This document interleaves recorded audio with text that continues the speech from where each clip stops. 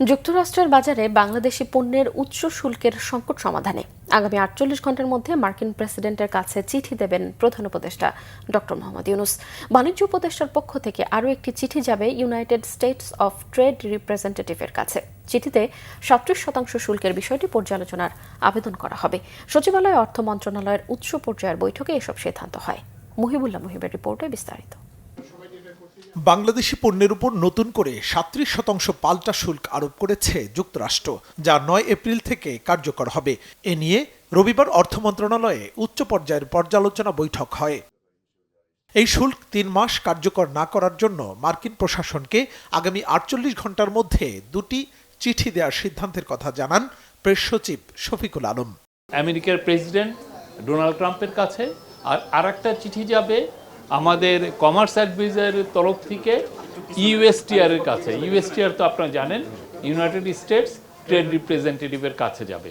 এই দুটো হচ্ছে ৪৮ ঘন্টার মধ্যে এটা চলে যাবে।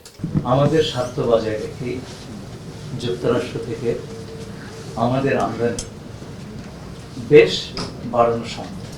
আমরা তার উপায়গুলি করছি। আমরা সর্বাত্মক চেষ্টা করব, সর্বোচ্চ চেষ্টা করব যাতে করে এই বিষয়টি যথাসত্ত্বর আমরা নিষ্পত্তি করতে পারি।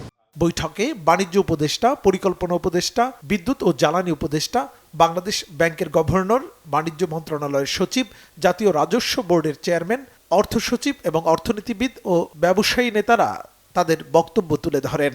প্রথমত আমরা উইল রিচ আউট যে আমাদের ইউএসের সাথে এবং বাংলাদেশের সাথে ব্যবসা বাণিজ্য আমরা প্রসার ঘটাবো, এবং এই জন্য যদি আমাদের আমেরিকা থেকে আমাদের দরকারি কোনো কিছু ইম্পোর্ট করতে হয়, অনেক কিছু এলএনজি এবং জিনিস আমরা ইম্পোর্ট করব, সো দ্যাট তাদের সাথে আমাদের বাণিজ্যিক সম্পর্ক আরেকটু দৃঢ় হয়। যুক্তরাষ্ট্র যেই পদক্ষেপগুলো নিয়েছে তাদের আমদানি করের ব্যাপারে, তাতে করে অন্যান্য বড় বড় অর্থনৈতিক শক্তি চীন, ইউরোপ, তারাও এর বিপক্ষে আরও কিছু পদক্ষেপ নেবে।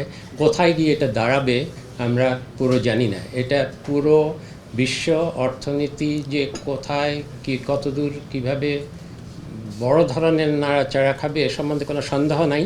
যুক্তরাষ্ট্রের সাথে বাণিজ্য বৃদ্ধির জন্য সহায়ক এবং এটাকে অ্যাপ্রোপ্রিয়েটলি যুক্তরাষ্ট্রকে আমরা কিভাবে উপস্থাপন করব সেই স্ট্র্যাটেজিগুলো বোঝার জন্যই আজকে আমাদের আলোচনা।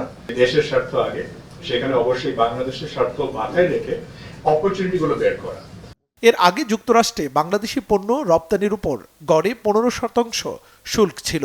নতুন করে তা বাড়িয়ে ৩৭% শুল্ক আরোপের ঘোষণা দিয়েছে ট্রাম্প প্রশাসন। এই শুল্কের কারণে বাংলাদেশের রপ্তানি পণ্যের বড় বাজারটিতে পণ্য রপ্তানি, বিশেষ করে তৈরি পোশাক রপ্তানিতে বড় ধাক্কার আশঙ্কা করছেন রপ্তানিকারকরা। শুধু বাংলাদেশি নয়, বিশ্বের বিভিন্ন দেশের উপর পাল্টা শুল্ক বসিয়েছেন Donald Trump. Muhibullah Muhib, Bangla Vision, Dhaka.